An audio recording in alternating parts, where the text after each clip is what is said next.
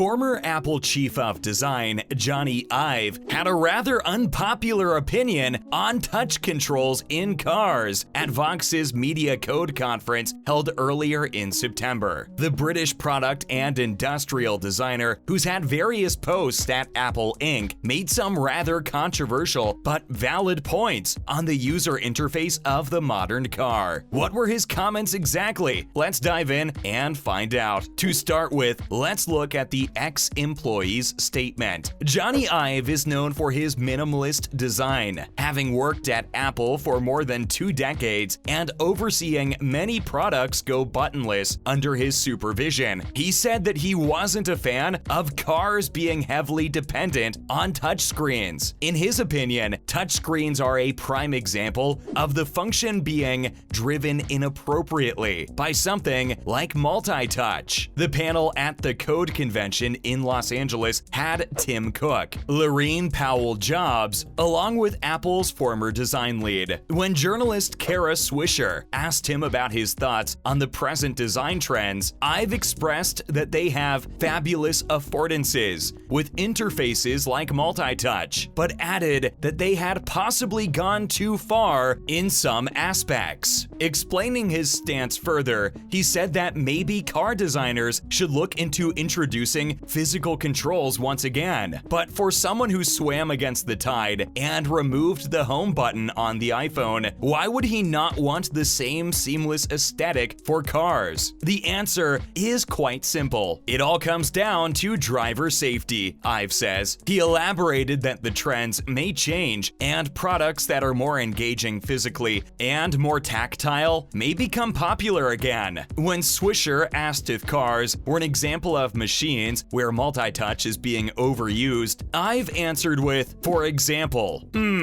Seems like I've can come up with more examples than he's letting on. When the interviewer asked him a follow-up question about how he would design a car, he laughingly responded that he could not talk about that. Following up, can the product designer's claims be backed? The debate about the lack of physical controls decreasing safety has been on the table before I've made these comments. If we envision ourselves in the driver's seat, we can't help but agree. It can be fairly hard to intuitively perform certain tasks, and if it's an emergency, it adds panic to the mix, and you've got the perfect recipe for a catastrophe on your hands. I've's claims can be backed by a Swedish car study. Physical buttons are slowly going extinct, as most modern cars come with touchscreens installed. Cars nowadays do not have any physical buttons, leaving the driver heavily reliant on the screen to get tasks completed. The study explains that inspiration for a fully touch-dependent system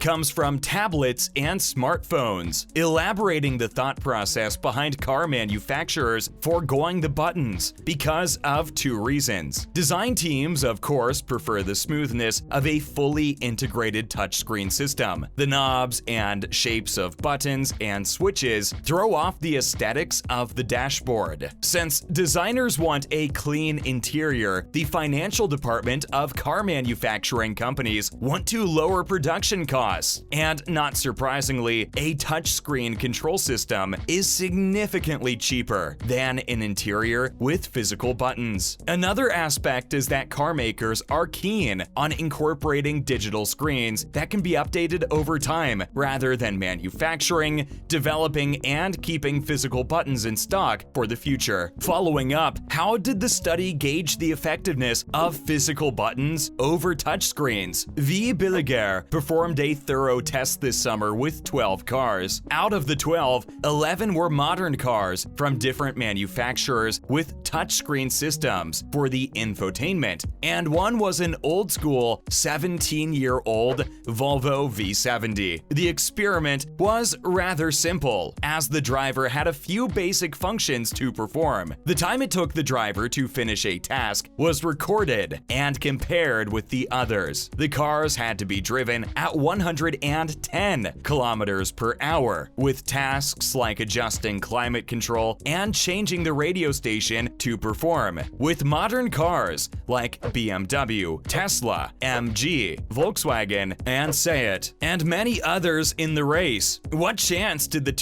2005 model Volvo V70 have against them. Much to our surprise, the Volvo that had physical buttons on the infotainment section outperformed the modern cars. The worst performance was by MG Marvel R, where the driver needed over 40 seconds to complete all the tasks. Volvo V70, on the other hand, blew the competition away by completing everything in 10 seconds flat. Issues like the touchscreen not being visible at night or being too complicated were commonplace in touchscreen infotainment cars. Let's look at why touchscreen infotainment is considered dangerous. The perils of screen infotainment are not just hypothetical. These screens offer an array of distractions, and if not placed higher up on the dashboard, can cause a significant barrier to the driver's view of the road. Though the options of enabling or shutting off a car system are a touch away, the distraction can be said to be a triple threat. Too dire? Hear us out. Firstly, the driver takes their eyes off the road to look at the system. Secondly, they need to take their hands off the wheel in order to interact with the screen. Thirdly, it takes a lot more focus to engage with the screen than it does with physical buttons. A driver needs time to read through and navigate the menu. In contrast, seasoned drivers can interact with buttons on a car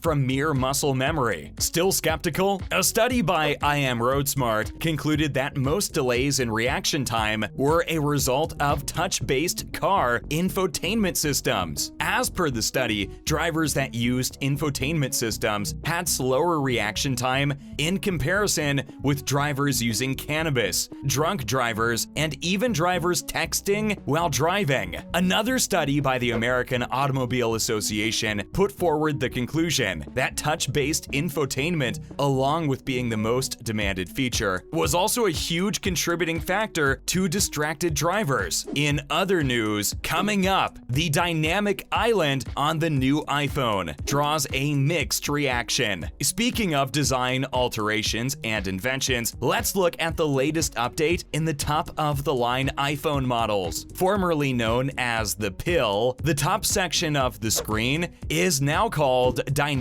Island on the iPhone Pro and iPhone 14 Pro Max. As the name suggests, the island is now movable, hence the added dynamic to the name. The strange name attracted some heat from some of the most popular influencers in the tech industry. Marques Brownlee, also known as MKBHD, had some loud opinions on it. He hated the name so much as to say that he hoped he didn't have to say the phrase Dynamic Island anytime soon after filming the video. Some of the few features that support touch on the Dynamic Island are ongoing calls, the timer, Google Maps, voice memos, camera, and mic indicators, and screen recordings. Avid music listeners are hopeful that the feature supports music playing apps like Spotify too. The new feature was so unexpected that it has mixed reactions from some of the most loyal Apple fans. The island itself is Pixel incorporated and can perform touch functions. Apps running on the phone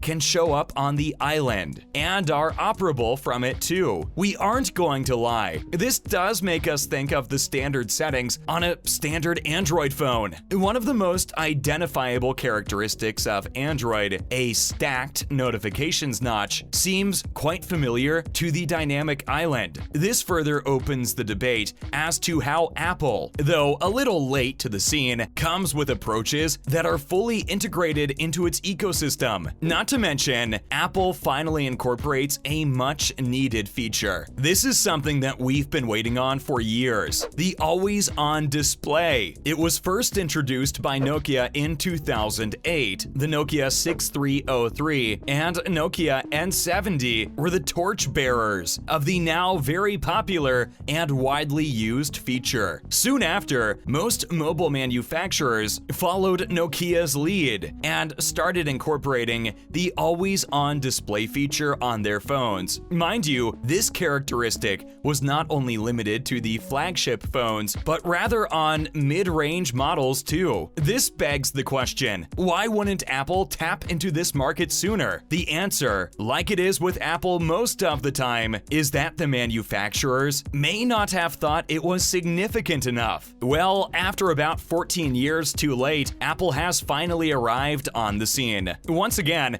the new features are only available in the Pro models, which kind of feels unfair for the iPhone 14 and iPhone 14 Plus. Given the inflation, the buying value of currencies worldwide has gone down. As the new lineup is priced similarly to the iPhone 13s, why not have the new features integrated into the smaller phones too? Last but not the least, an update on Project Titan. The demo car is said to perform perfectly under predetermined routes, but is heavily reliant on the backup driver when navigating unknown territory. Furthermore, the car is said to have 4 seats facing inwards to encourage conversations between passengers, and is equipped with a Volkswagen-like curved ceiling. Does this feel like Westworld to you too? Well folks, that will be all from our side today. Make sure to like the video and hit the subscribe button if you liked this video or found it informational. What are your thoughts on touchscreen infotainments? Do you like the dynamic island? Let us know in the comments below. Press the bell icon to get a notification for our next video. We'll catch you in the next one. Take care.